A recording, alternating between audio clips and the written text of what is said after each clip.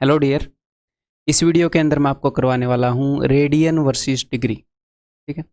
इस टॉपिक को generally student एक आधे ऐसे समझते हैं कि पता नहीं कुछ नया टॉपिक है जिन्होंने पहले नहीं पढ़ा होता, लेकिन ये बहुत ही इजी टॉपिक है, नया है और थोड़ा सा ट्विस्टेड सा है। तो मैं आपको आसान से आसान लैंग्वेज में समझाता हूँ। देखो कि डिग्री और रेडियन क्या है। डिग्री और रेडियन एंगल मेज़र करने के यूनिट्स हैं।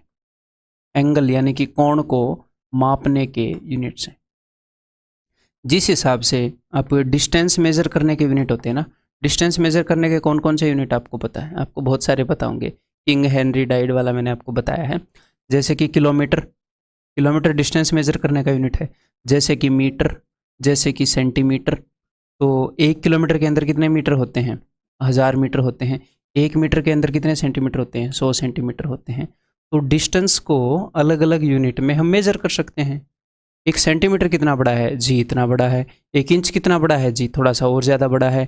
1 मीटर कितना बड़ा है? भाई साहब इतना बड़ा है। किलोमीटर कितना बड़ा है? ज़्यादा बड़ा है।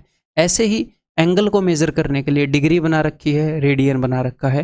हर एक की अपनी अपनी इंपॉर्टेंस। और भी मेथड्स हैं इनको मेज़र करने के, और भी यूनिट है, जैसे ग्रेड हो गया, ग्रेडियंट। लेकिन अपने एग्जाम के अंदर दीज आर एनफ। ठीक है। तो जस्ट एंगल को मेज़र करने के यूनिट हैं।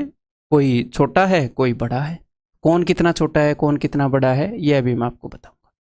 डिग्री से रेडियन में कैसे कन्वर्ट करेंगे, रेडियन से डिग्री में कैसे कन्वर्ट करेंगे? सिंपल सी बात है।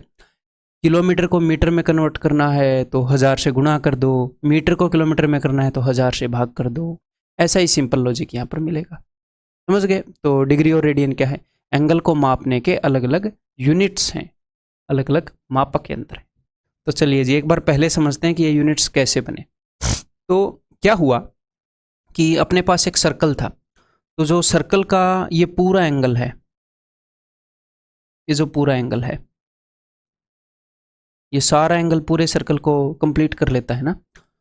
तो हम इसको कुछ ना कुछ टुकड़ों में तोड़ना चाहते थे इसको, कि भाई इस पूरे एंगल को मैं 100 टुकड़ों में तोड़ूं, 200 टुकड़ों में तोड़ूं, 500 टुकड़ों में तोड़ूं, कितने टुकड़ों में तोड़ूं।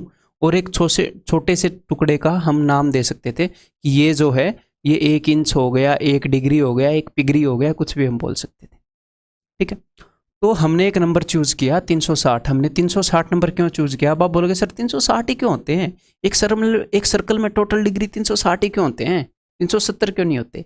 वो इसलिए होते हैं क्योंकि ये जानबूझकर एक ऐसा नंबर लिया गया है जो मैक्सिमम नंबर से डिवाइड हो। जैसे 1 से भी भाग हो रहा है, 2 से भी, 3 से भी, 4 से भी, 5 से भी, 6 से भी, 7 से नहीं हो रहा, 8 से भी, 9 से भी, 10 से भी, 11 से नहीं हो रहा, 12 से भी। तो एक ऐसा नंबर जो स्टार्टिंग के नेचुरल नंबर से, स्टार्टिंग के ज़्यादातर नेचुरल नंबर से भाग हो, ताकि इसके टुकड़े करने में प्रॉब्लम ना आए, इसलिए लिया गया है। इसलिए हमने किया क्या? इसलिए हमने ये किया मेरे भाई कि ये जो सर्कल है ना, इसको 360 हिस्सों में हमने तोड़ दिया। इसको डिवाइड किया, फिर और डिवाइड किया, और डिवाइड किया, और डिवाइड किया, और डिवाइड किया। हम इसको डिवाइड करते ही गए। तो इसके अभी तो मैंने 360 हिस्से नहीं किए हैं, बट आप मान लो मैंने 360 हिस्से किए हैं। तो इसको 360 बराबर हिस्सों में बांट दिया, और एक हिस्से को हमने बोल दिया कि अगर इतना कोई एंगल होगा तो वो 1 डिग्री का होगा। एक सर्कल के पूरे एंगल को 360 बराबर हिस्सों में बांट दिया, और बोले इतना अगर किसी एंगल का मुंह खुलेगा तो उसको हम बोलेंगे जी 1 डिग्री। समझ में आ गई बात? कि एक सर्कल का पूरा जो एंगल होता है उसका 1/360th हिस्सा जो है वो डिग्री होता है। इस कारण डिग्री का मेजरमेंट आया। अब आप बोलोगे सर ये रेडियन का क्या चक्कर है? तो रेडियन का चक्कर भी बताते हैं जी। तो रेडियन का ये चक्कर है, सुनो, कि हमने एक यूनिट लेंथ का या कितने भी लेंथ का एक सर्कल ड्रॉ किया, और उसकी रेडियस हमने मान ली r। एक सर्कल ड्रॉ किया जिसकी रेडियस r है, और फिर उसके रेडियस के बराबर की, इसके रेडियस की जितनी लंबाई है उतनी ही लंबाई अगर हम उसके सरकमफ्रेंस पर लेते हैं, मतलब कि सर्कल की जितनी रेडियस है उतनी ही लंबाई का आर्क जो एंगल बनाता है उसके सेंटर पर, उसे हम बोलते हैं भाई साहब 1 रेडियन। समझ में आ गई बात? अब इसको रेडियन क्यों बोलते हैं? बिकॉज ये रेडियस जितनी लंबाई की आर्क द्वारा बनाया गया है, इसलिए इसको रेडियन बोल रहे हैं। समझ में आ गई बात। अब ये एंगल कितने डिग्री का होगा अंदाजा लगा सकते हो, मैं आपसे एग्जैक्ट नहीं पूछ रहा, अंदाजा अंदाजा लगाओ कितने डिग्री का होगा, अंदाजा, आई एम सेइंग अंदाजा। ये रेडियस है, ये रेडियस है, एग्जैक्ट नहीं पूछ रहा आपसे, ये भी रेडियस है। अगर मैं रेडियस रेडियस और ये एक पूरी ट्रायंगल बनाता रेडियस, तो ये तो इक्विलेटरल ट्रायंगल बन जाती, तो ये भी 60 डिग्री, ये भी 60 डिग्री, ये भी 60 डिग्री। लेकिन इस वाली ये जो लाइन है, ये जो लाइन है इसको थोड़ा सा कर्व कर रखा है, तो इसका मुंह थोड़ा सा कम हो जाएगा भाई, इसका मुंह क्या हो जाएगा थोड़ा सा, इस लाइन को ऐसे कर्व कर रखा है, ये भी रेडियस की लंबाई की है, रेडियस रेडियस, तो ये 60 डिग्री से कुछ कम होएगा, 57, 58, 59 कुछ भी हो सकता है, आगे हम देखेंगे। तो थोड़ा सा मोटा मोटा अंदाजा आ गया, एक रेडियन कितने के बराबर होएगा, ठीक है। एग्जैक्ट हम कैलकुलेट कर लेंगे, आपके एग्जाम में पूछा भी जाता है एग्जैक्ट, ऐसी बात नहीं है। तो रेडियस के लंबाई के बराबर के आर्क ने जो यहाँ पर एंगल बनाया है दैट इज 1 रेडियन, ठीक है। तो ये 1 रेडियन एंगल है। अच्छा, तो हाँ यहाँ से प्ले करते हैं जी, फिर से प्ले करते हैं, प्ले हो जा भाई, हाँ जी फिर से प्ले करते हैं। तो हमने एक सर्कल ड्रॉ किया जिसका रेडियस r है, और हमने r रेडियस का ही एक आर्क, r रेडियस लंबाई का एक आर्क लिया, और वो आर्क सेंटर पर जो एंगल बनाएगा वो 1 रेडियन होएगा।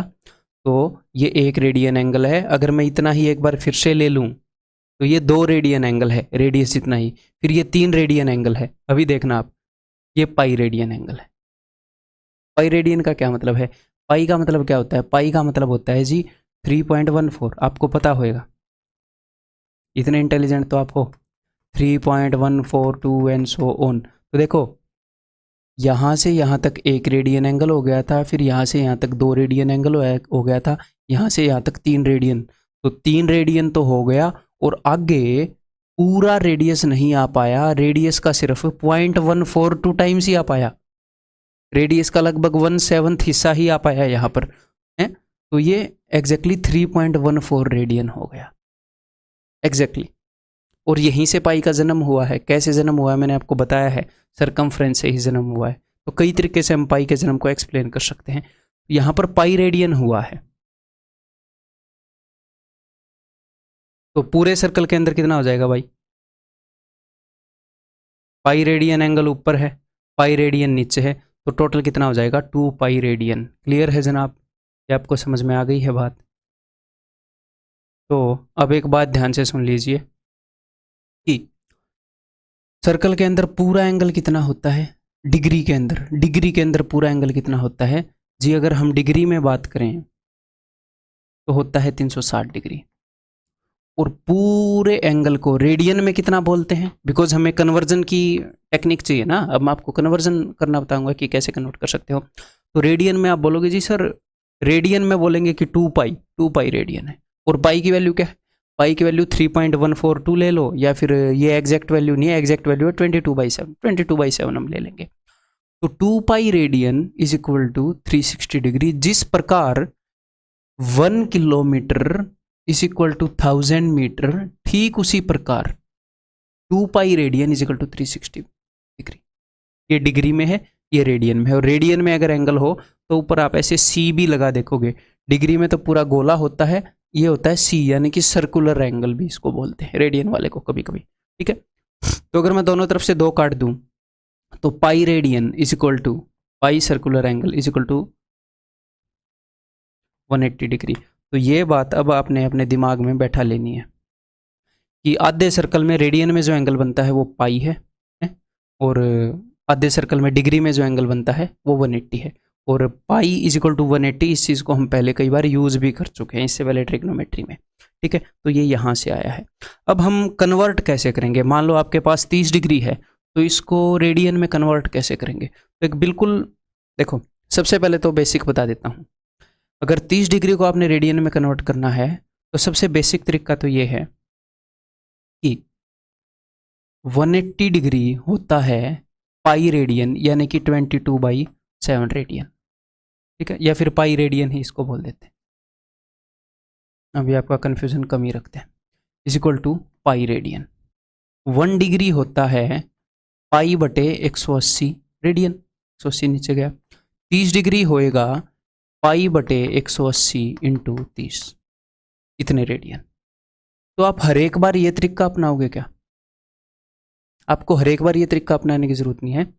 जब हम 30 डिग्री से रेडियन की तरफ जा रहे थे तो हमने 30 को किससे मल्टीप्लाई किया? हमने 30 को मल्टीप्लाई किया है पाई बाई 180 डिग्री से, पाई बाई 180 डिग्री से। ठीक है, तो मैं यहीं से टेक्निक उठाकर आपको दे रहा हूं। देखो अब जरा ध्यान से देखिएगा,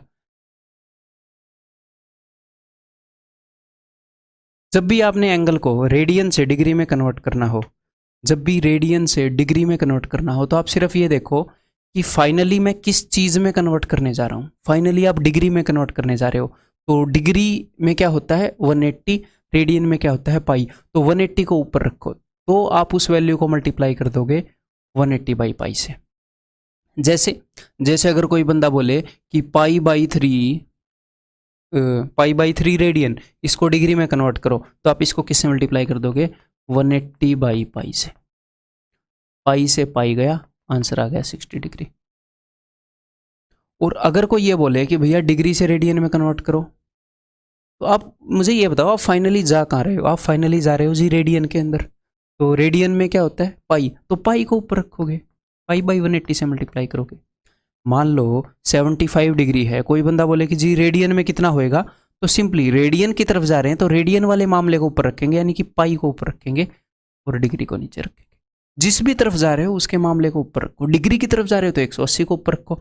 मल्टीप्लाई एक बार 180 बटे पाई से होगी, एक बार पाई बटे 180 से होगी। ऊपर किसको रखना है, यही कंफ्यूजन है। तो जिस तरफ जा रहे हो उसकी चीज को ऊपर रखोगे। डिग्री की तरफ जा रहे हो तो 180 ऊपर, रेडियन की तरफ जा रहे हो तो पाई ऊपर। सिंपल सी बात है। यहां पर इसको कैलकुलेट कर लो और आंसर बता दो जो भी।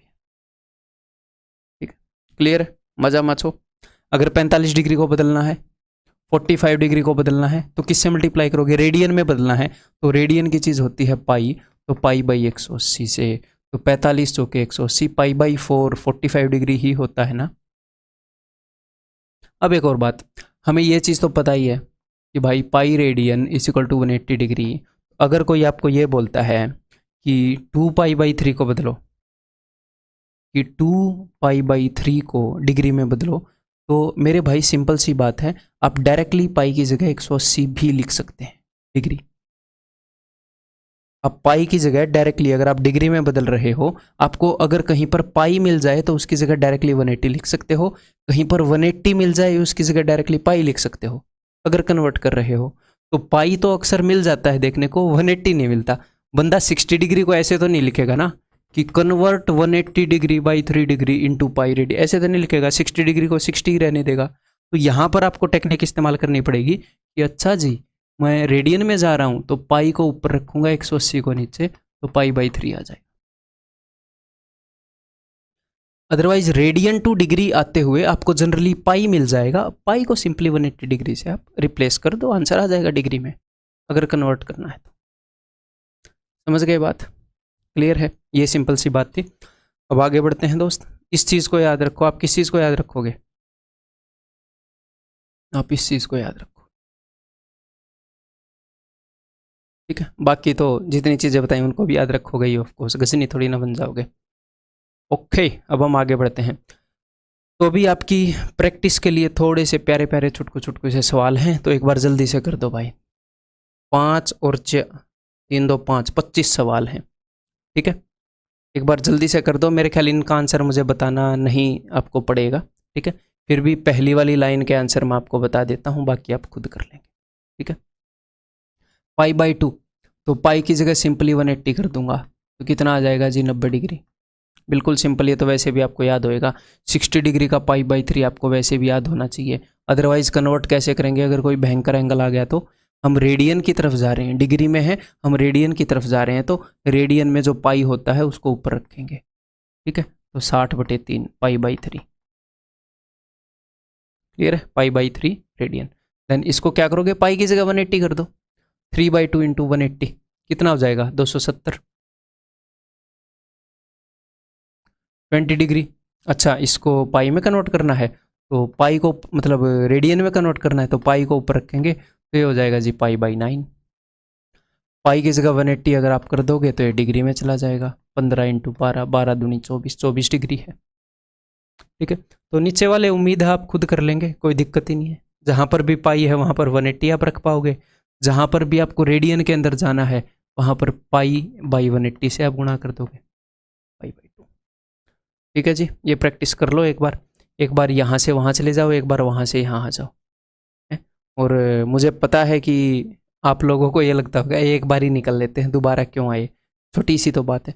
हाँ छोटी सी बात है, बट छोटी सी बात में हमें और ज़्यादा एक्सपर्ट होना चाहिए। क्यों? क्योंकि सब उसको छोटी सी बात मानेंगे, वहाँ पर अगर हम एक्सपर्ट हो गए तो वहाँ पर हम टाइम बचा पाएंगे। तो कहीं पर भी एक्सपर्ट होने को इग्नोर मत करो, बात छोटी सी हो या बात बड़ी सी हो।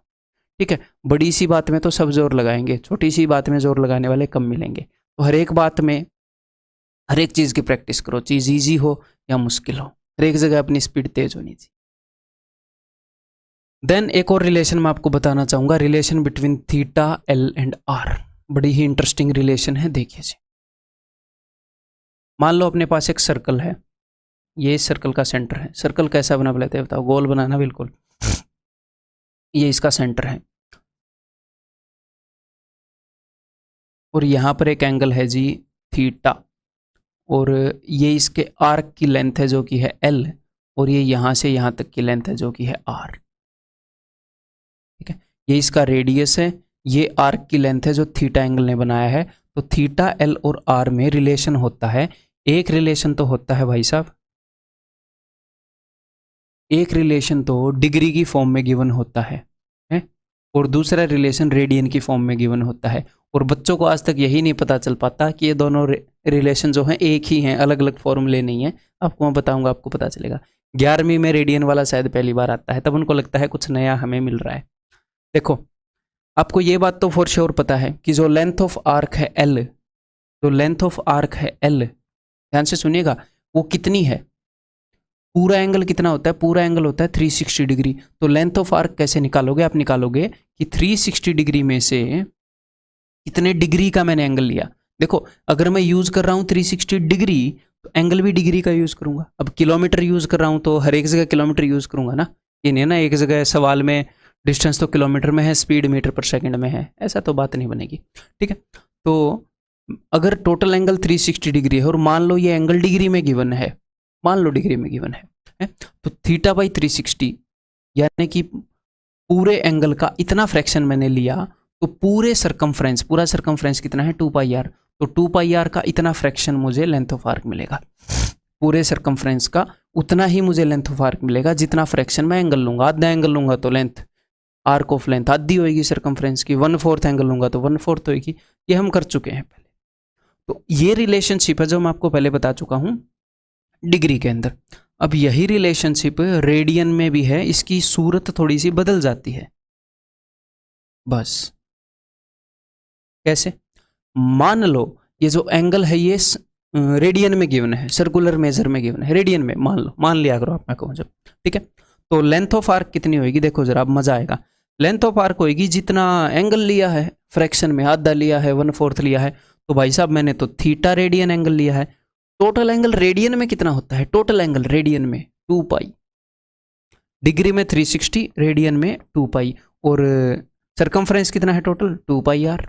तो मैंने एग्जैक्टली वही चीज लिखी है दोस्त, बस यहां पर एंगल जो गिवन है वो सर्कुलर मेजर में गिवन है, रेडियन में गिवन है, तो टोटल एंगल भी मैंने रेडियन में लिया है। अब मान लो कि अब की बार सर्कुलर मेजर में गिवन है, तो ये सोल्व होकर क्या आया बताना जरा। 2 पाई से 2 पाई गया तो क्या आया? L is equal to theta into R, या फिर इसको मैं पर्सनली कैसे याद रखता हूं, theta is equal to L by R. ठीक है, L is equal to R theta, आपका दिल करे ना वैसे याद रख लो, बात तो एक ही है। Distance is equal to speed into time, time is equal to distance upon speed, कैसे भी याद कर लो, कोई भी एक याद कर लो, आपकी मर्जी है। मुझे ये याद हो गया है तो अब मैं बदलूं क्यों, है ना, अपना ठीक ठाक काम चल रहा है इससे। Theta is equal to L by R से। ठीक है, तो जब भी, अब ध्यान से सुनिएगा, जब भी इस तरह के क्वेश्चन आएंगे, अगर आप बीच वाले एंगल को अगर आप डिग्री में लेना चाहेंगे तो ऐसे यूज कर लेना, अगर आप रेडियन में लेना चाहेंगे तो ये यूज कर लेना। इस तरह के क्वेश्चन को आपका दिल करे आप वैसे कर सकते हो, दिल करे वैसे कर सकते हो, ऐसे कर लो ऐसे कर लो, फर्क क्या है। क्वेश्चन को किलोमीटर यूनिट मानकर सोल्व कर लो, मीटर यूनिट से लेकर सोल्व कर लो, एंड में आंसर जिस यूनिट में पूछा है उसमें बता दो, आंसर तो डिफरेंट नहीं आएगा ना, नहीं आएगा। तो ये दोनों फॉर्मूले सेम है, बट आपको दोनों आने चाहिए, ये तो आपको आता ही है। इसको रट लो एक बार, theta is equal to L by R, theta is equal to L by R. या फिर आप ऐसे याद रख सकते हो कि जो एल है ना वो बड़ा है, एल क्या है, एल मतलब कि लार्ज, एल क्या है, लार्ज है, बड़ा है। तो जो चीज बड़ी है वही तो बाकी दो के प्रोडक्ट के बराबर होगी। मैंने बचपन में distance is equal to speed into time कैसे याद किया था कि डिस्टेंस बड़ा है, बचपन में जब भी आया था मैं कह यार कैसे याद करूं, तब तो ये भूल जाते थे ना, speed is equal to distance into time है, क्या है, मैं कहा डिस्टेंस बड़ा है, तो बाकी दो के प्रोडक्ट से डिस्टेंस ही आएगा, फॉर्मूला खत्म। तो एल मतलब कि लार्ज, भाई साहब एल बड़ा है, आगे आर इंटू थीटा खत्म। एल क्या है, लेंथ ऑफ आर्क, चाप की लंबाई, ठीक है। अब इसे याद रखोगे, अब इसे याद रखना आपकी जिम्मेवारी है भाई। अब मैं आपको अगला कंसेप्ट बताता हूं, इसके एक बार नोट्स बना लो। नेक्स्ट कंसेप्ट है ये कि एग्जामिनर ने जब ये जो है क्या बोलते हैं सर्कल को 360 हिस्सों में बांट दिया था, तो उसे क्या मिला था, 1 डिग्री मिल गया था। 360 टुकड़ों में बांट दिया तो 1 डिग्री मिल गया था। लेकिन अगर 1 डिग्री से छोटी चीज़ को मेजर करना पड़े तो उसके लिए भी यूनिट बनाई है कि नहीं, ये मैं आपको बताने वाला हूँ। मान लो एग्जामिनर ने 1 किलोमीटर को, मान लो ये 1 किलोमीटर है, इसको उसने मीटर्स में बांट दिया, इसको उसने 1000 मीटर्स में बांट दिया। मान लो मैंने इसके 1000 टुकड़े कर दिए, तो ये एक टुकड़ा क्या हो जाएगा, 1 मीटर। तो क्या 1 मीटर से छोटी चीज़ को मापने के लिए भी है क्या कोई मामला? जी हाँ है। अगर 1 मीटर को हम 100 टुकड़ों में बांट देंगे, अगर मान लो इसको मैं आपको जूम करके दिखाऊं, 1 मीटर को अगर हम 100 टुकड़ों में बांट देंगे तो क्या बन जाएगा, 1 सेंटीमीटर। अगर 1 सेंटीमीटर से छोटी यूनिट मापनी हो तो जी हाँ फैसिलिटी अवेलेबल है। अगर 1 सेंटीमीटर को मैं जूम करके आपको दिखाऊं तो उसको हम 10 mm में बांट सकते हैं, उसको 10 टुकड़ों में बांटेंगे तो 1 मिलीमीटर मिलेगा। ऐसे ही यहाँ पर भी फैसिलिटी अवेलेबल है। क्या फैसिलिटी अवेलेबल है मैं बताता हूँ, ठीक है। मान लो ये जो है ये एक वो है 1 डिग्री है। अगर 1 डिग्री को भी मैं, पता नहीं ऐसे होएगा, अरे वाह हो रहा है, और जो नहीं, और नहीं होएगा, इतना एनफ है, आपको दिख रहा है। अगर 1 डिग्री को मैं फर्दर 60 हिस्सों में बांट दूं, 60 अब की बार हम 100 में नहीं बांट रहे, ये उनकी मर्जी है भाई जिन्होंने बनाया, ठीक है। अगर 1 डिग्री को मैं 60 बराबर हिस्सों में बांट दूं, अभी 60 क्यों बनाए, कुछ 60 भी 360 का एक फैक्टर है और काफ़ी नंबर इसको डिवाइड करते हैं, छोटे छोटे जो स्टार्टिंग के नेचुरल नंबर्स हैं। 7 को छोड़कर सारे ही कर रहे हैं 10 तक। तो 60 छोटे हिस्सों में बांट दूं तो ये बनेगा जी 1 मिनट। ऐसे ही मैं 1 मिनट को 60 बराबर हिस्सों में बांट दूं तो बनेगा 1 सेकंड। जैसे घंटे वाला सिस्टम चलता है ना, ऐसा ही यहाँ पर चलता है। क्लियर है, समझ में आ गई? यानी कि 1 डिग्री को 60 बराबर हिस्सों में बांट दूं तो क्या मिलेगा, 1 मिनट बनेगा। 1 मिनट को 60 बराबर हिस्सों में बांट दूं तो क्या मिलेगा, तो बनेगा 1 सेकंड। तो मैं इसको कैसे दिखा सकता हूँ बताता हूँ, इसको हम कैसे यूज कर सकते हैं वो बताता हूँ। मान लो आपने दिखाना हो कि 30.5 डिग्री या फिर 30.5 डिग्री, बात एक ही है। तो आप इसको कैसे दिखा सकते हो, 30 डिग्री एंड, अब ये आधी डिग्री है तो इसको मैं दिखा सकता हूँ 30 की जगह इसको आप कर लो 80 कर लो, नहीं तो दोनों जगह 30 आ जाएगा, आधे लोग कंफ्यूज हो रहेंगे। 80 डिग्री पूरी है और 5 डिग्री आधी है, तो इसकी जगह मैं लिख सकता हूँ 30 मिनट। और मिनट को कैसे लिखते हैं, मिनट को लिखते हैं एक डंडा लगा देते हैं ऊपर ऐसे, ठीक है। लेकिन अगर मैं यहाँ पर आपको ऐसे बताना चाहूँ कि भाई 80 डिग्री, मान लो 80 डिग्री 30 मिनट और उसके बाद आधी मिनट और, मतलब कि पूरी 30 मिनट ना हुई हो, आधी मिनट हुई हो, तो उसको हम सेकंड में रिप्रेजेंट करेंगे। या फिर 1/5 वो हुई हो, क्या बोलते हैं 1/5 मिनट हुई हो, तो 60 का 1/5 12 सेकंड। आगे मैं आपको बताऊंगा इसका खेल। मान लो ये हो 80 डिग्री हो और उसके बाद 30 मिनट हो, यानी कि आधी डिग्री हो, और उसके बाद 1/5 मिनट हो। तो 1/5 मिनट को सेकंड में कैसे रिप्रेजेंट करोगे, 1 मिनट में टोटल कितने सेकंड होते हैं, 1 मिनट में सेकंड होते हैं 60, 60 का 1/5 12 सेकंड, 80 डिग्री 30 मिनट 12 सेकंड। ये एक एंगल बनेगा। इसका मतलब क्या होएगा इस एंगल का कि 80 डिग्री तो पूरे, फिर 30 मिनट यानी कि आधी डिग्री है, और उसके बाद 12 सेकंड। 12 सेकंड का क्या मतलब है कि 1 डिग्री के 60 हिस्से, उसके भी 60 हिस्से, 1 डिग्री के 3600 हिस्से। 1 घंटे में कितने सेकंड होते हैं? 3600, 60 × 60।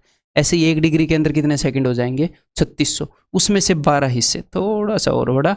ये हो गया जी वो एंगल जिसकी हम बात कर रहे हैं। ठीक है, आगे के जब क्वेश्चन करेंगे तो और भी आपको पता चलेगा।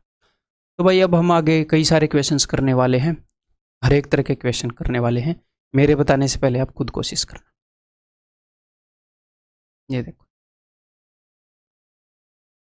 In circular measure the value of the angle 11 degree 15 minute इस व्हाट। सर्कुलर मेजर में इसे बदलें, इसे रेडियन में बदलें, ऐसा बोला गया है। तो चलिए अभी बदल देते हैं। तो ये क्या है? ये है जी 15 मिनट। तो 15 मिनट को अगर आप डिग्री में बदलोगे तो टोटल 1 डिग्री में कितने मिनट होते हैं? 1 डिग्री में 60 मिनट होते हैं, है? तो 60 मिनट का कितना है ये? 60 मिनट का 1/4 है। अगर मैं इसको उसमें बदलने लग जाऊं, क्या बोलते हैं, डिग्री में बदलूं, तो 15 मिनट को 1/4 डिग्री में बोलूँगा। तो टोटल डिग्री में कितना मामला है? टोटल डिग्री में मामला है 11 से 1/4। 11 चौके 44 और 1 45/4 डिग्री। 45/4 डिग्री। अब इसको मैंने रेडियन में बदलना है, तो रेडियन में बदलने के लिए किससे मल्टीप्लाई करूँ? 180/पाई से करूँ या पाई/180? किसमें बदलना है? रेडियन में। तो पाई ऊपर रहेगा। तो क्या ऊपर रहेगा? तो पाई ऊपर रहेगा, पाई/180। ठीक है, 45 चौके पाई/16 एंड दैट्स इट। ऑप्शन समझ गए? सिंपल सी बात है। ये यूनिट रेडियन, ये सीडीएस में आया है भाई साहब ये क्वेश्चन। यूनिट रेडियन यानी कि 1 रेडियन, 1 रेडियन। 1 रेडियन लगभग कितने के बराबर है? यानी कि ये कहना चाह रहे हैं, जब एक सर्कल है, रेडियन क्या होती है मैं डेफिनेशन आपको बता चुका हूँ। कई आपके एग्जाम में ये भी पूछा जा सकता है, अगर अपने पास एक सर्कल है और उस सर्कल के रेडियस जितनी लंबाई से जो आर्क बनता है, सर्कल के रेडियस जितनी लंबाई से जो आर्क बनता, सॉरी हाँ, जो आर्क बनता है, वो आर्क सेंटर पर जो एंगल बनाता है वो कितना होता है? वो 1 रेडियन होता है, आधी रेडियन होता है, या 2 रेडियन होता है। तो जिनको रेडियन की डेफिनेशन के बारे में पता रहेगा वही बता सकते हैं कि 1 रेडियन एंगल का मतलब क्या होता है। तो सर्कल के रेडियस जितनी लंबाई के आर्क से जो सेंटर पर एंगल बनता है, उसे 1 रेडियन कहते हैं। ये इसकी डेफिनेशन ऑफ कोर्स। ठीक है, तो उन्होंने बोला कि भैया 1 रेडियन जो है वो हमें बताओ डिग्री में कितना है, तो अभी बता देते हैं। तो रेडियन में कितना है एंगल? रेडियन में एंगल है जी 1। तो हमें एंगल किस चीज़ में चाहिए? हमें भाई साहब डिग्री में चाहिए कि डिग्री में कितना है। तो किससे मल्टीप्लाई करूंगा? रेडियन से डिग्री की तरफ जाते हुए किससे मल्टीप्लाई करूंगा? ऊपर किस चीज़ को रखूंगा? ऊपर रखूंगा 180 को, 180/पाई। तो 1 को अगर मैं मल्टीप्लाई कर दूँ 180/पाई से, एंगल किस में आ गया? एंगल डिग्री में आ गया, इतने डिग्री, इतने डिग्री, 180/पाई डिग्री। अब आप बोलोगे सर ऐसा तो कुछ दिख नहीं रहा, तो इस पाई को नंबरों में बदल लो। इस पाई को किस में बदल लो? पाई को नंबरों में बदल लो, 22/7।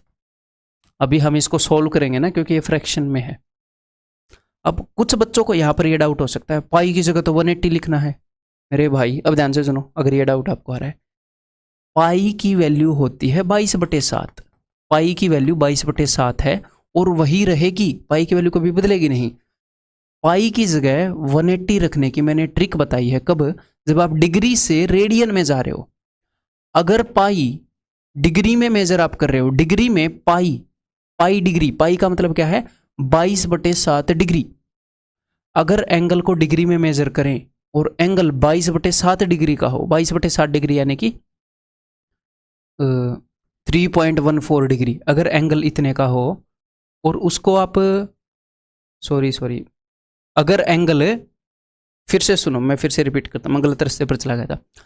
अगर एंगल पाई रेडियन का हो, पाई का मतलब क्या है? 3.14 या फिर 22/7। अगर एंगल 22/7 रेडियन का हो या फिर 3.14 रेडियन का हो, तो वो 180 डिग्री के बराबर होता है, क्योंकि 3.14 रेडियन ने आपको पता होएगा आधा सर्कल कवर कर दिया था। 3.14 रेडियन ने, पाई रेडियन ने आधा सर्कल कवर कर दिया था, जो कि 180 डिग्री का होता है। तो यहाँ पर कंफ्यूज मत होना। तो अगर एंगल पाई रेडियन का हो, यानी कि 22/7 रेडियन का हो, तो वो डिग्री में 180 के बराबर होता है, ये मैंने बताया था। अगर आप पाई/3 करते हो तो या, और ये एंगल रेडियन में है, आप चाहते हो कि इसे डिग्री में बदलें, तो पाई की जगह आप 180 कर सकते हो कि pi radian is equal to 180 degree, ये मैंने बताया था। पाई का क्या मतलब है? 22/7। 22/7 radian is equal to 180 degree. Pi की वैल्यू 22/7 ही है। वो पाई रेडियन 180 डिग्री के बराबर होता है जब हम कन्वर्ट कर रहे होते हैं। तो समझ गए, पाई की वैल्यू 180 डिग्री नहीं है। I think you got it. ठीक है, तो यहाँ पर पाई की जगह मैं क्या रखूंगा? 22/7, तो ये अपना आंसर होएगा। तो इसे एक बार सोल्व कर लेते हैं। तो 2 से 11 पर जाएगा, 2 से 90 पर जाएगा, तो 9 7 63, 630/11। अभी मज़ा आएगा हमें। देखो अब हम इसको सोल्व करते हैं। 11 5 55, बचेगा कितना? 8। 80, 11 7 77, बच गया कितना? 3। तो अभी मेरे को लिखना चाहिए 3/11। 3/11 57 डिग्री। अभी actual answer is 57 3/11 degree. But मैं क्या करूंगा? मैं ये जो फ्रैक्शन है इसको मिनट्स में कन्वर्ट करूंगा। हमें फ्रैक्शन पसंद नहीं है, हम आगे इसको कन्वर्ट करेंगे। मान लो कोई आपको ये बोलता है 2.5 आवर्स, तो आप ऐसे भी बोल सकते हो ना, 2 hours and 30 minutes। इसको आवर्स में रखा, आगे 0.5 को मिनट्स में कन्वर्ट कर दिया। हम यही करने वाले हैं जी। ठीक है, तो 57 डिग्री और आगे जो 3/11 है इसको मैंने 60 से मल्टीप्लाई कर दिया। ये जो 0.5 है इसको भी तो आप 60 से मल्टीप्लाई करते हो, तभी तो 30 आता है, क्योंकि 1 घंटे में 60 मिनट होती हैं, 1 डिग्री में 60 मिनट होती हैं। वहाँ पर भी सेम काम चल रहा है। तो इसको मैंने 60 से मल्टीप्लाई किया, मन ही मन में 180/11 डिवाइड करो इसको। बैठे हैं चुपचाप। 11 कम 11 7, 11 6 66, ये मिनट। बच गया कितना? 4। तो अब मेरा दिल करता था मैं 4/11 भी लिख देता, लेकिन मेरा दिल नहीं कर रहा। मैं इसको सेकंड में बदलना चाहता हूँ। ये 4/11 मिनट है, 16 4/11 मिनट बने थे। मैं इसको फिर से 60 से गुणा कर रहा हूँ। तो अब ये बन जाएंगे दोस्त, क्या बन जाएंगे? सेकंड्स। सेकंड्स। तो 11 दूनी 22, 2 बच गया और 0 बच गया, तो 11 दूनी 22 अप्रोक्स, या फिर 11 1 कम 11, आप ऐसे कर सकते हो, लगभग इतना है। तो 57 16 22 ये रहा अप्रोक्स। ये एग्जैक्ट नहीं है, अप्रोक्सीमेशन है।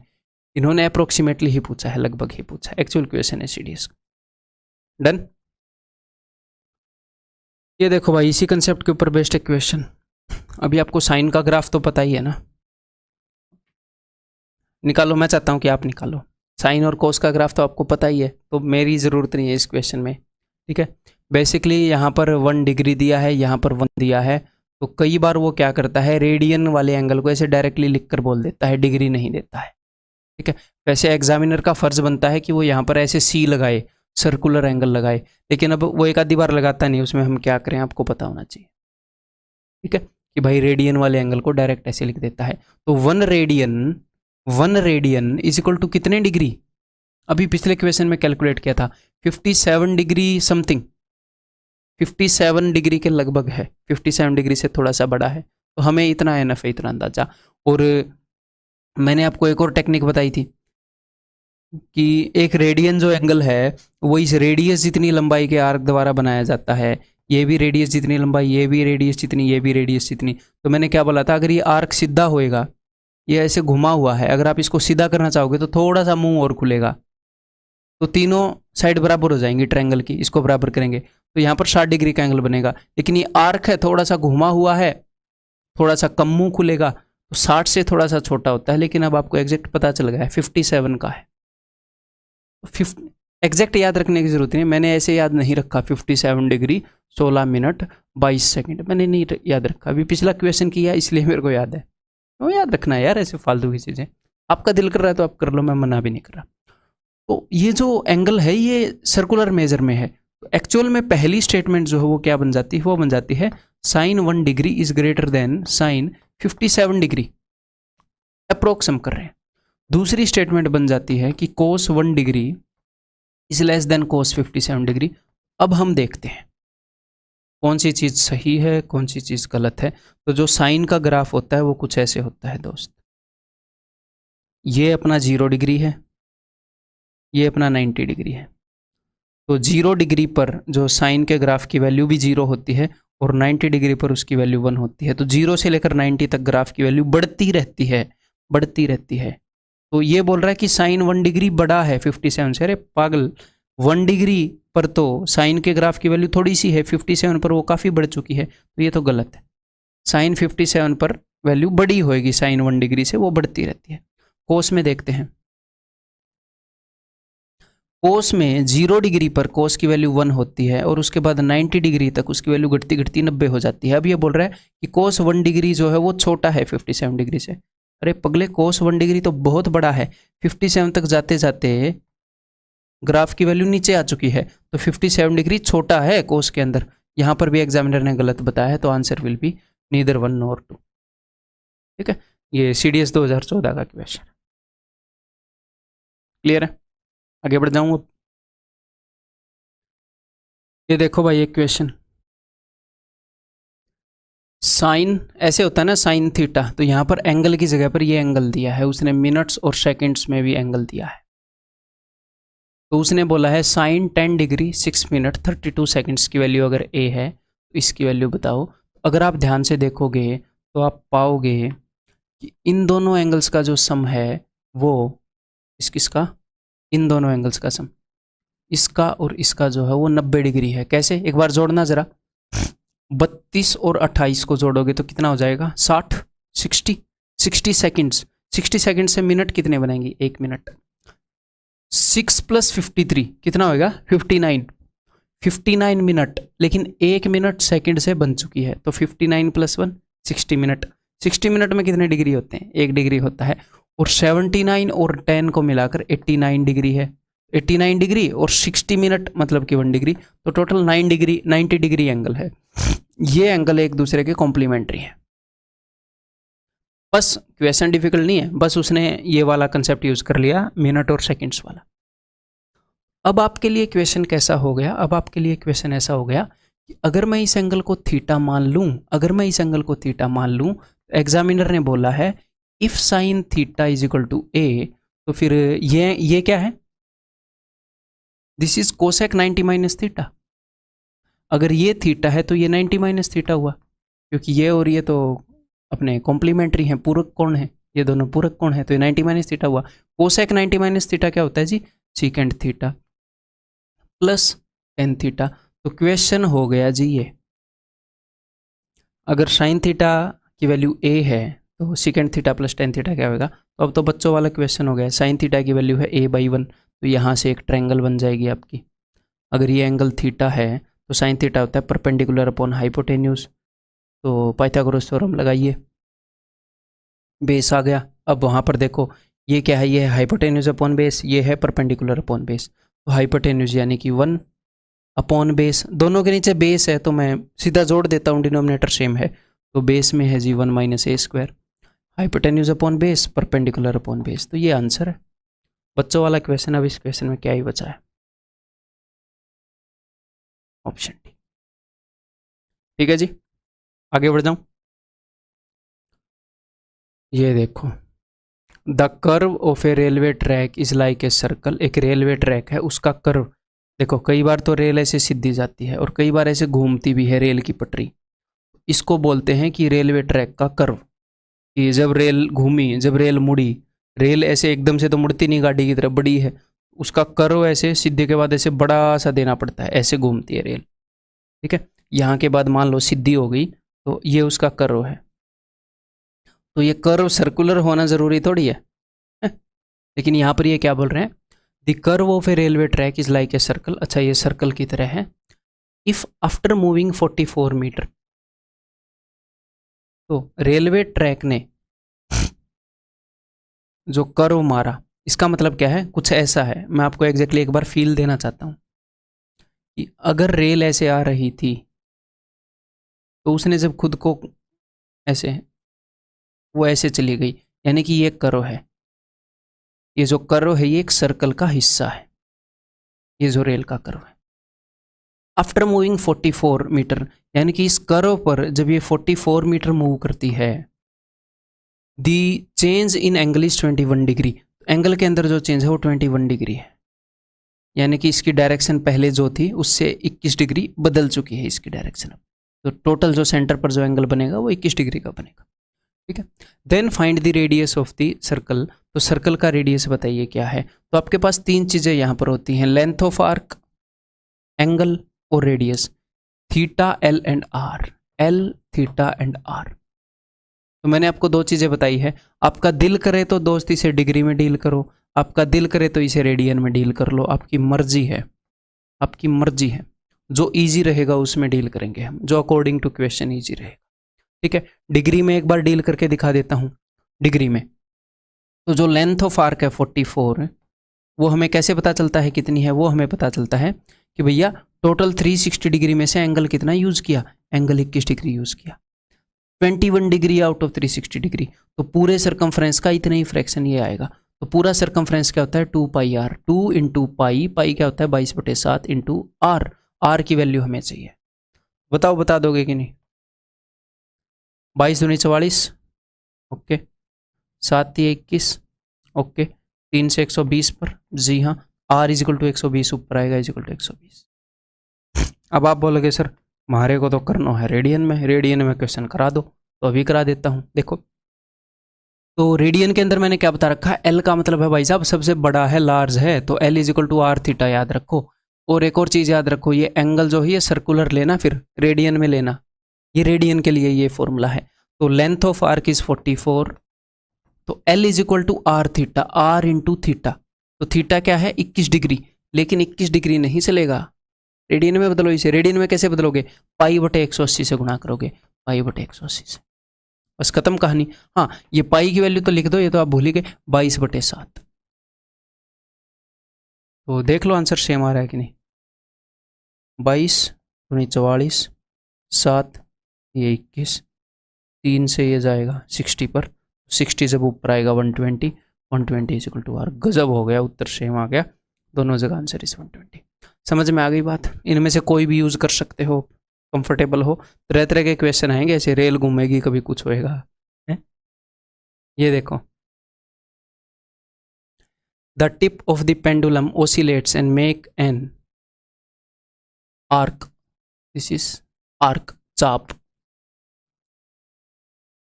एक पेंडुलम का अग्रभाग दोलन करता है, एक पेंडुलम है, पेंडुलम कैसे होता है, अभी ऐसे आपको दिखेगा पेंडुलम, ये देखो ये पेन है ना, ऐसे घूमता है, ऐसे ऐसे, ये पेंडुलम होता है ऐसे, ये जो घड़ी के नीचे जो लटक रहा होता है।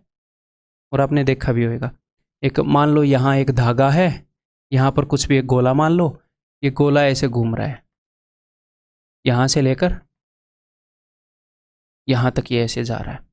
इसको थोड़ा सा ऊपर बनाना चाहिए था, तभी प्रैक्टिकल आइडिया लगेगा। ऐसे इसको भी थोड़ा सा ऊपर बनाना चाहिए था। ये ऐसे घूम रहा है, ये ऐसे ऐसे, एक धागे को एक बॉल बांध दी है, और उसको हम क्या बोलते हैं, उसको हम पेंडुलम बोलते हैं। एग्जामिनर क्या बोल रहा है, एग्जामिनर बोल रहा है कि the tip of a pendulum oscillates and make an arc of 50 metre, यानी कि यहाँ पर छत से हमने धागा बांध रखा है, ये अपना पेंडुलम है। तो ये पेंडुलम यहाँ तक आता है और यहाँ तक आता है, ये जो पेंडुलम की टिप है, ये जो आर्क बना रही है, ये कितने का बना रही है भाई, 50 सेंटीमीटर का बना रही है। तो एक हिसाब से ये पेंडुलम जो है, एक पेंडुलम का जो रास्ता है, ये एक बड़े सर्कल का ही वो हो गया ना, बड़े सर्कल का हिस्सा हो गया, सर्कल की ही एक चाप है। ठीक है, जब आप इसको पूरा घुमाओगे तो पूरा सर्कल बन जाएगा। तो makes an arc of 50 centimetre and 60 degree angle, और यहाँ पर जो एंगल बन रहा है, ये पूरा ऐसे पूरा हिलते हुए जो एंगल बना रहा है, दैट इज 60 डिग्री। ओके जी, then find the length of the pendulum. तो पेंडुलम की लेंथ आपने बतानी है। तो तीन ही तो चीजें हैं, L R and theta, length of arc, theta और रेडियस। यहाँ पर रेडियस का क्या मतलब है, रेडियस का मतलब है पेंडुलम की लंबाई। सर्कल का जो रेडियस है वो पेंडुलम की लंबाई का काम कर रहा है, पूरे सर्कल का जो रेडियस है। ठीक है, तो हमने वो निकालना है। तो आप किसी भी उस तरीके से निकाल लो, या तो आप डिग्री वाले तरीके से निकाल लो। तो डिग्री वाले तरीके से निकाल लेते हैं जी। तो डिग्री वाले तरीके से जो लेंथ ऑफ आर्क है दैट इज 50 सेंटीमीटर, वो कितनी होएगी। तो भाई साहब डिग्री वाले तरीके से पूरा एंगल 360 डिग्री है, उसमें से 1/6 यूज हुआ है, 1/6 यूज हुआ है। तो पूरे सरकमफ्रेंस का 1/6 होएगा ये। तो ये 1/6 होएगा किसका, 2 पाई आर का। 2 पाई आर, 2 पाई आर जो पूरा सरकमफ्रेंस है उसका 1/6 होएगा ये आर्क, क्योंकि 1/6 एंगल यूज हुआ है। तो निकालो इसे जरा, निकाले। तो ये अब 2 ये 2 11 2 25, और तो मेरे ख्याल कुछ कटेगा नहीं, नहीं कटेगा। तो 7 ये 21, 21 से यहाँ चले जाते हैं। 25 इंटू 21 करेंगे तो 525, यही बनेगा क्या? हाँ जी, 25 दूनी 50, 525 divided by 11 is equal to R, and this is equal to 11 चौके 44 और समथिंग, सारे ही ऐसे के बने। 11 चौके 44, 8 और 5 11 7 77, 15 में से 7 गए 8, 47 8 by 11। So the answer will be option. अगर आप बोलोगे ना ना ना हम तो रेडियन से करेंगे, तो कर लो, कोई दिक्कत ही नहीं है। एल जो है वो बड़ा है, L is equal to R theta. L बड़ी चीज़ है, दोनों के प्रोडक्ट के बराबर है? तो यहाँ पर अब आप कैसे करोगे? एल यहाँ पर है जी 50 सेंटीमीटर, आर हमें निकालना है, आर हमें निकालना है। थीटा हमें अब की बार सर्कुलर मेजर में रखना है, बिकॉज ये रेडियन है। तो थीटा जो है वो 60 डिग्री दे रखा है? तो आप क्या देखोगे यहाँ पर, इसको उसमें कन्वर्ट कर दो सर्कुलर मेजर में, तो किससे मल्टीप्लाई करूँगा? पाई बाई 180 से, यानी कि पाई की जगह क्या आएगा 22/7 एंड खत्म। यहाँ से आर की वैल्यू निकालोगे तो सेम ही आएगी। आप कर ही लोगे इसको, मुझे पता है। तो भाई साहब अब ये बताओ, 2 arcs of 2 different circles are of equal length. क्या गड़बड़ हो गई टाइपिंग में, इतनी मिस्टेक क्यों हो रही है? Are of equal length if these arc subtend angles. तो देखो ये एक सर्कल है, ये एक सर्कल है, यहाँ पर 2 आर्क हैं, एक यहाँ पर आर्क है, एक यहाँ पर आर्क, ठीक, इनकी लंबाई बराबर है। आर्क्स की लंबाई बराबर है। यहाँ पर अगर लेंथ ऑफ आर्क एल है, तो यहाँ पर भी लेंथ ऑफ आर्क एल है। If these arc subtend angle 45, एक आर्क जो है वो 45 डिग्री का एंगल बना रहा है, एक 60 डिग्री का एंगल बना रहा है। यहाँ पर आपको कुछ फील हो रहा है? मान लो आर्क की लंबाई बराबर है, ये एल है, ये एल है। अगर मैं सर्कल को और बड़ा बना दूं, अगर मैं सर्कल को और बड़ा बना दूं और आर्क की लंबाई मैं इतनी ही रखूं, इतनी ही, देखो यहाँ पर कितनी है, यहाँ पर मेरे पेन से छोटी है, इतनी है।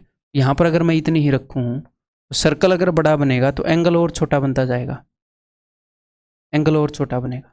सर्कल अगर मैं ऐसे बड़ा बना दूंगा तो सेंटर पर एंगल और छोटा बनेगा। तो अगर आर्क की लेंथ फिक्स है तो सर्कल का रेडियस जितना बड़ा होगा सेंटर पर एंगल उतना छोटा होगा, ठीक है?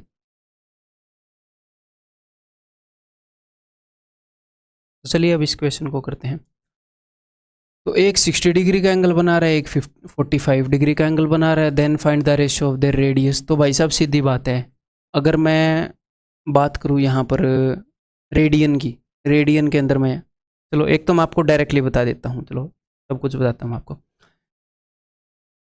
लेंथ ऑफ आर्क अगर सेम है, लेंथ ऑफ आर्क अगर सेम है तो, और मान लो रेडियस अलग अलग है, तो सर्कल जितना छोटा होएगा, मान लो यहाँ पर मैं छोटा सा सर्कल बना दूँ और लेंथ ऑफ आर्क ये सेम है, मान लो ये, तो ये ज़्यादा यहाँ पर, तो यहाँ पर एंगल बड़ा बनेगा। देखो एक ऑब्ट्यूस एंगल बन गया। तो रेडियस जितना छोटा एंगल उतना बड़ा। तो जो रेडियस का जो एंगल होएगा, सॉरी जो रेडियस है, सॉरी जो रेडियस की जो लेंथ है और जो एंगल है ये इनवर्सली प्रोपोर्शनल होंगे। रेडियस जितना छोटा एंगल उतना बड़ा, ठीक है? तो जो एंगल का रेशियो है उससे उल्टा रेडियस का रेशियो होगा। एंगल का रेशियो क्या है? एंगल का रेशियो है 15 चौके 60, 15 तिये 45, 4:3। तो रेडियस का रेशियो होगा 3:4, इसका रेडियस छोटा होगा। यहाँ पर इन्होंने क्या बोला है? At the centre of the circle find the ratio of the radii of 2 circles. तो 15 तिये 45, 15 चौके 60, 3:4 है ना, तो यहाँ पर आंसर 4:3 हो जाएगा। That's it. तो सबसे पहला तरीका तो ये है, आपको समझ में आ गई बात कि लेंथ ऑफ आर्क अगर फिक्स है तो रेडियस जितना बड़ा होएगा, जितना बड़ा सर्कल होएगा तो उतनी लेंथ का आर्क छोटा एंगल बना पाएगा सेंटर पर।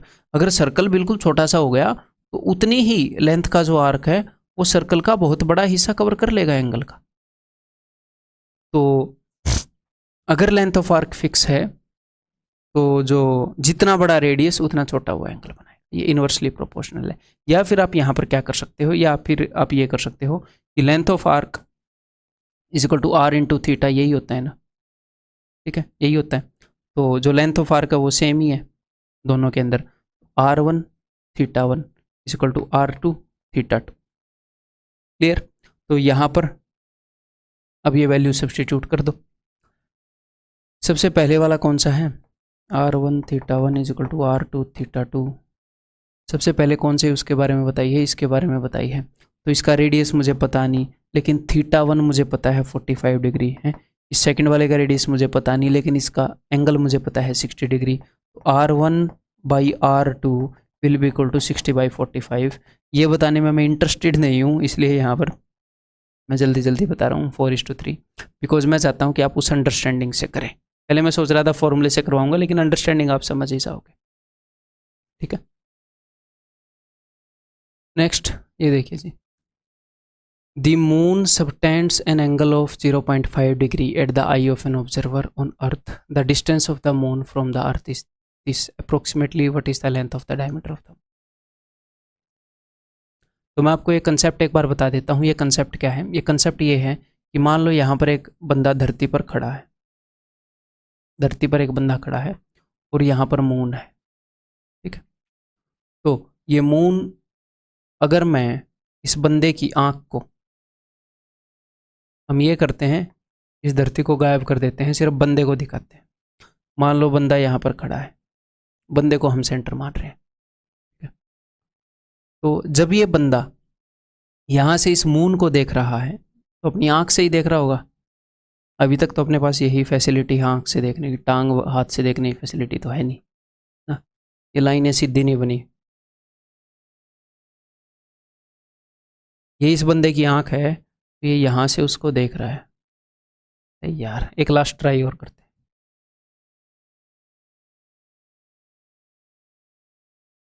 हाँ जी, तो इसकी आंख पर ये जो एंगल बन रहा है ये आधे डिग्री का है, ये हाफ डिग्री का, वो ये बता रहा है। तो यहाँ पर कंसेप्ट क्या यूज होता है वो मैं आपको बताता हूँ। तो अगर मैं इसको किसी सर्कल का सेंटर मानूं और ये इस मून का डायमीटर है, और मैं एक ऐसे सर्कल ड्रॉ करूँ, एक गंदा सा सर्कल ड्रॉ होएगा, समझ में आ गई बात। ये सर्कल स्क्रीन से बाहर निकलेगा फॉर श्योर, यहाँ से बाहर जा रहा है, ऐसे आप मान लो यहाँ से बाहर जा रहा है और फिर बाद में अंदर आया है। क्लियर है? तो यहाँ पर टोटल 3 चीज़ें हैं। टोटल 3 चीज़ें क्या हैं? एक तो यहाँ से लेकर यहाँ तक बड़े वाले सर्कल का रेडियस, बड़े वाले सर्कल का रेडियस है, ये यहाँ पर थीटा है, और ये यहाँ पर लेंथ ऑफ आर्क है। तो अपने पास 3 चीज़ें मिल गई। लेंथ ऑफ आर्क बड़े वाले सर्कल के रिस्पेक्ट में मैं बोल रहा हूँ, बड़े वाले सर्कल के रिस्पेक्ट में लेंथ ऑफ आर्क, उसका रेडियस, और यहाँ पर बना हुआ, उसकी आंख पर बना हुआ एंगल, ठीक है। तो यहाँ पर जो लेंथ ऑफ आर्क है ना, वो हम मानते हैं इस मून के डायमीटर को। अब आप बोलोगे हाँ सर बिल्कुल सही बात है, जो ये सर्कल है, लेकिन कुछ बच्चों के दिमाग में ये डाउट उठेगा कि सर जो डायमीटर है वो तो सीधा होता है, डायमीटर जो है वो तो सीधा होता है, लेकिन जो सर्कल है वो तो कर्व्ड आता है। डायमीटर ऐसे सीधा आएगा, सर्कल ऐसे घूम कर आएगा। आपकी बात बिल्कुल सही है, लेकिन यहाँ पर क्या माना गया है? यहाँ पर ये माना गया है कि ये जो सर्कल है ये बहुत बड़ा है। आप धरती पर खड़े हो और वहाँ पर चांद है, तो धरती को सेंटर मानकर चांद तक अगर आप एक सर्कल बनाओगे तो कितना बड़ा सर्कल बनेगा। तो इतने बड़े सर्कल का अगर आप एक छोटा सा हिस्सा उठाओगे तो वो आपको स्ट्रेट ही लगेगा। जैसे धरती गोल है, लेकिन आप धरती पर खड़े हो तो आपको तो फ्लैट लग रही है। आप बोल रहे हो कहाँ पर गोल है, ये तो फ्लैट है, लेकिन गोल है क्यों? क्योंकि आप इतनी बड़ी धरती के छोटे से हिस्से पर खड़े हो, और चांद तो इतनी दूर है कि पता नहीं बीच में कितनी धरती कितनी अर्थ आ जाएंगी। क्लियर है? Simple logic. लेकिन यहाँ पर एक फ्लो है। क्या फ्लो है? ये जो चांद जो है ये सर्कुलर है, तो डायमीटर जो है वो तभी, क्योंकि मान लो ये एक सर्कल है, एक पॉइंट से जब आप टेंजेंट यहाँ पर ड्रॉ करोगे ऐसे, तो ये जो लाइन होएगी, ये जो इनका पॉइंट ऑफ कांटेक्ट होएगा, वो कभी भी सर्कल का डायमीटर नहीं हो सकता। डायमीटर हमेशा उससे बड़ा होएगा। आप समझ गए मैं क्या कहना चाह रहा हूँ? समझ गए मैं क्या कहना चाह रहा हूँ? अगर आपके पास डायमीटर है और डायमीटर के यहाँ पर कोई लाइन टच कर रही है और यहाँ पर कोई लाइन टच कर रही है सर्कल को, तो वो हमेशा पैरेलल होंगी, और पैरेलल होंगी तो उनके बीच में एंगल नहीं बन सकता, एंगल नहीं बन सकता ना। अगर आप किसी भी बॉल को देखोगे तो आप ऐसे थोड़ी देख सकते हो, मान लो ये सेंटर है, यहाँ पर आपकी आंख है कि ये ऐसे ऐसे, अरे भाई साहब आपको ऐसे सीधा देखना पड़ेगा, डायमीटर को तो आप टच भी नहीं कर पाओगे, ऐसे सीधा देखना पड़ेगा, आप डायमीटर को नहीं टच कर पाओगे ऐसे।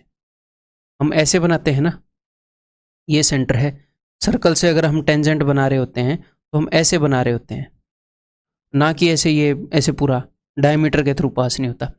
तो ये जो इस तरह के क्वेश्चन है अपने एग्जाम में आते हैं, तो ये सिर्फ और सिर्फ अप्रोक्सीमेशन बेस्ड है।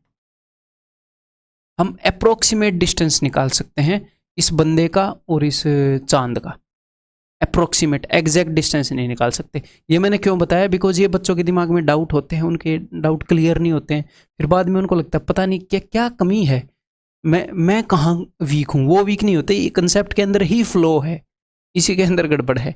क्या गड़बड़ है वो मैंने आपको बता दी। ये अप्रोक्सीमेट आपको आंसर देता है। जब पहले हमें नहीं पता था कि चांद एक्चुअल में कितनी दूर है, तो तब अप्रोक्सीमेट दूरी मिल जाए वो भी एनफ ही था। अब इस फॉर्मूले को कोई यूज़ नहीं करेगा अपनी साइंस के अंदर, बहुत ही फ्लॉड फॉर्मूला है, बट अपने एसएससी के अंदर क्वेश्चन करने में हम यूज़ करेंगे। ठीक है जी, तो ये बात आपको समझ में आ गई। अब ये क्वेश्चन हम कैसे करेंगे मैं आपको बताता हूँ, एग्जैक्टली वही कंसेप्ट यूज होएगा।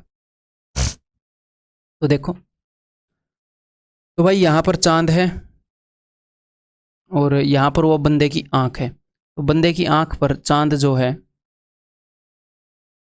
वो कुछ एंगल बना रहा है, और ये जो एंगल है theta, that is equal to half degree, 0.5 degree.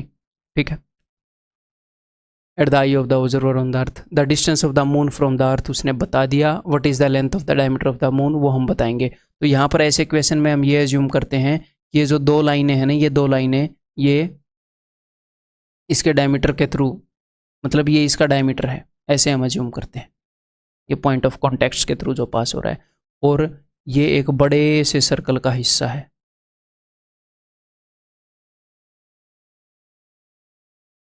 जब हमने प्रकार की नोक धरती पर रखी, बहुत ही ज़्यादा गंदा सर्कल ये यहाँ पर बना है, ये एक छोटा सर्कल बन सकता है। मैं एक बार इसके सामने खड़ा हो जाऊं बस,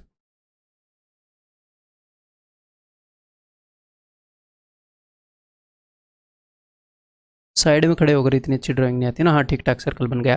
ठीक है, तो ये मामला है, यहाँ पर इस कंसेप्ट को हम यूज कर रहे होते हैं। तो अभी मैं आपको बता देता हूँ, ये जो लेंथ ऑफ आर्क है, जो लेंथ ऑफ आर्क है that is diameter of moon, वो डायमीटर है, वो व्यास है।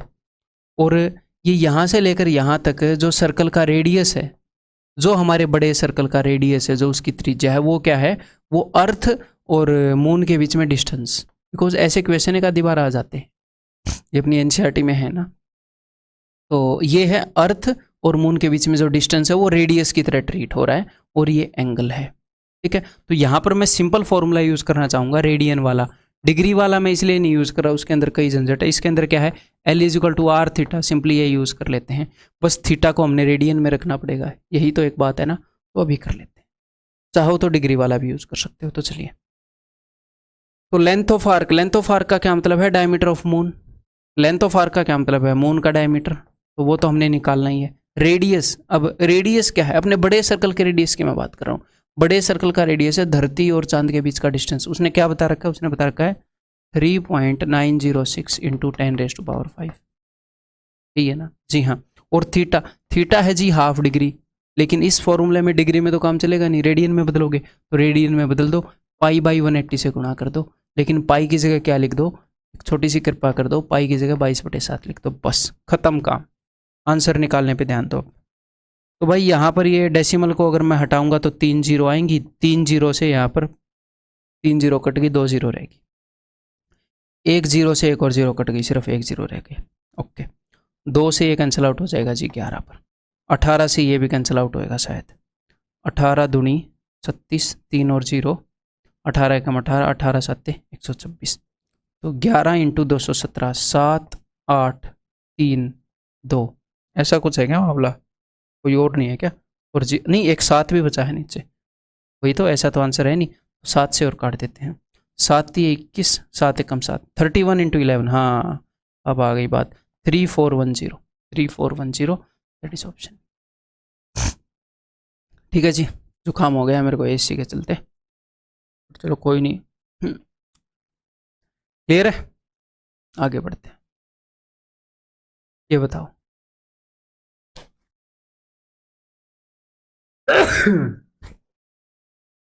बहुत बहुत जोर से सीखता हूँ मैं।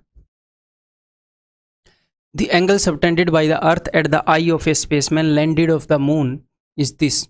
The radius of the earth is this. Find the approximate distance between the moon and the earth. तो वही कहानी है, एक बंदा स्पेस में गया हुआ है और वो वहां से धरती को देख रहा है, और धरती को देखकर क्या बोलता है, चांद पर से सारे जहां से अच्छा हिंदुस्तान हमारा। इसका मतलब वो बंदा कौन है, राकेश शर्मा।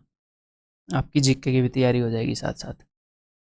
ठीक है, फर्स्ट इंडियन जाने वाला मेरे ख्याल चांद पर। ठीक है, हाँ वो खुद चेक कर लेना, इतना भी मेरे को ध्यान नहीं है। तो ये बंदा मून से, ये अर्थ है, इसको देख रहा है। ये क्या है, दिस इज अर्थ, धरती को देख रहा है। तो मैंने जो आपको अंडरस्टैंडिंग बनाई वही आपने यूज़ करनी है कि ये जो अपना सिस्टम बना है ये बड़े से सर्कल का हिस्सा बना है, ये एक धरती का डायमीटर है और ये बड़ा सा सर्कल है, बड़े से सर्कल का एक पोर्शन है जिस प्रॉब्लम को हम सोल्व करने की कोशिश कर रहे हैं ऐसे। ठीक है, तो यहाँ पर हम एग्जैक्टली वही चीज़ यूज़ करने वाले हैं कि L is equal to R theta, जहाँ पर हम थीटा को रेडियन के अंदर लिखने वाले हैं बस। ओके, तो यहाँ पर थीटा कितना है, L कितनी है, जो भी उसने पूछा है उस हिसाब से देखते हैं। The angle subtended by the earth at the eye of the spaceman landed on the moon, ये धरती है, ये चांद पर बैठा है बंदा, यहाँ से इसने धरती का एंगल देखा है, वो 1 डिग्री 48 मिनट है। तो ये जो थीटा है that is equal to 1 degree 48 minute. तो इसको भी मैं उसमें कन्वर्ट कर लेता हूँ डिग्री में, 60 मिनट होते हैं ना एक डिग्री में, तो इस मिनट को भी मैं डिग्री में कन्वर्ट कर रहा हूँ। 12 चौके 48, 12 पंजे 60, तो 9/5 degree. Okay, and the radius of the earth is 6600 kilometre. तो ये जो धरती है इसका रेडियस 6600 किलोमीटर है, तो ये जो पूरा डायमीटर होएगा ये कितना हो जाएगा, ये हो जाएगा 6600 into 2।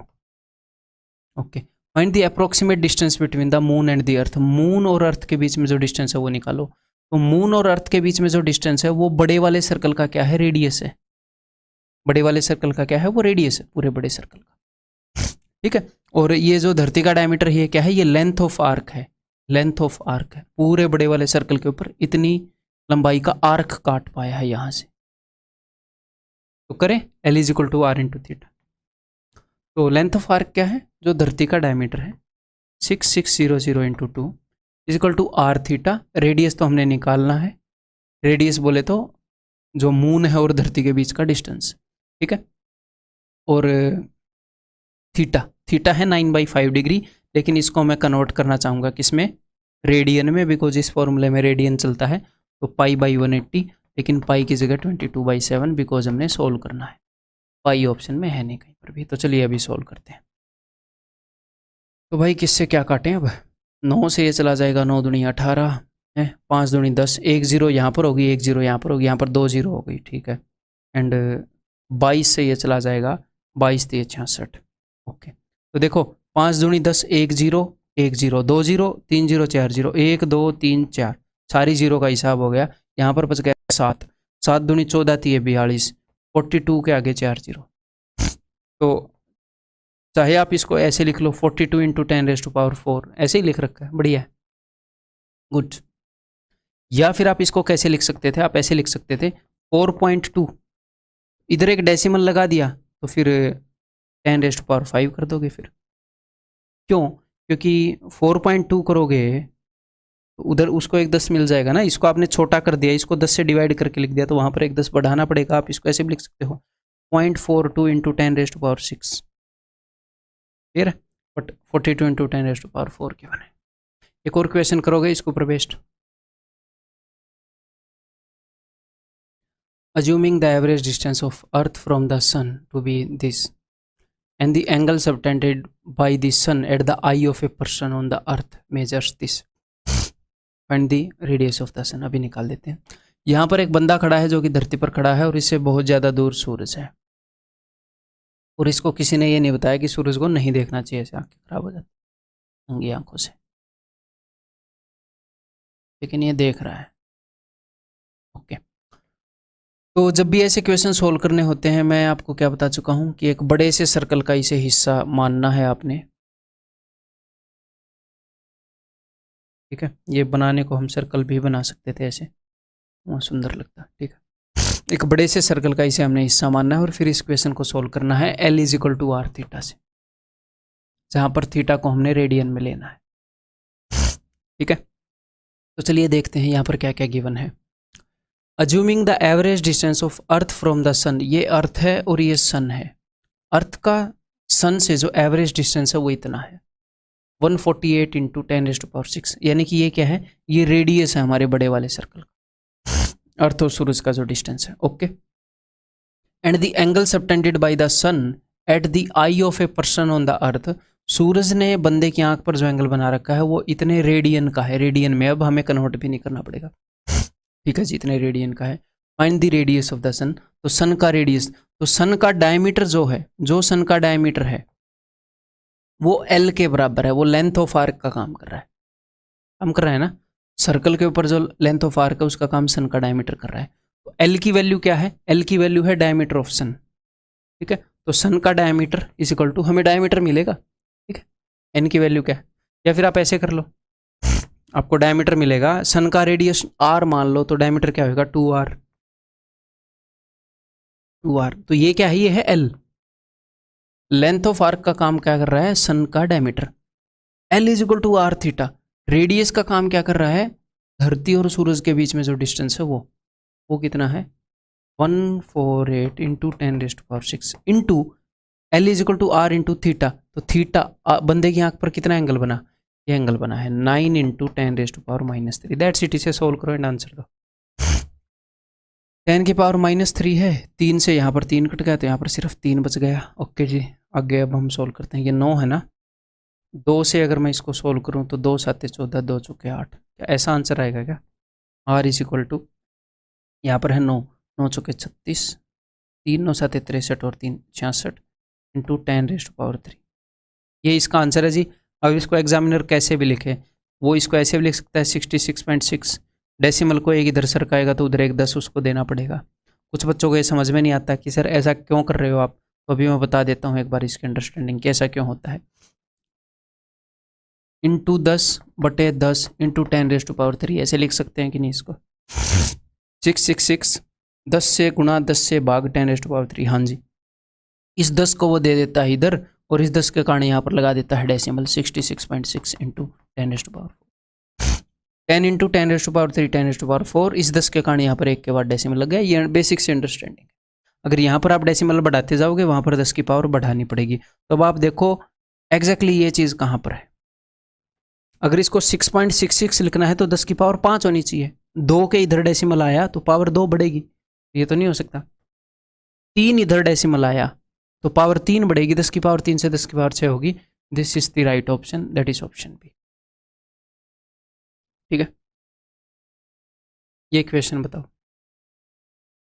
The diameter of moon makes an angle of ½ degree on the eye of the observer at what maximum distance from the eye of an observer. A coin of diameter 1 centimeter should be placed so that the coin covers the moon completely. तो actual में ये question है कि थोड़ा सा मतलब flawed question है, इसके अंदर गलती है। क्यों? क्योंकि ये कुछ बुक्स में गिवन है तो मैं इसलिए आपको करवा रहा हूँ। आपके सामने आएगा तैयारी करते हुए, एक आधे मॉक्स में आएगा तो आपका कॉन्फिडेंस डाउन ना हो, बुतेसर ने करवाया नहीं।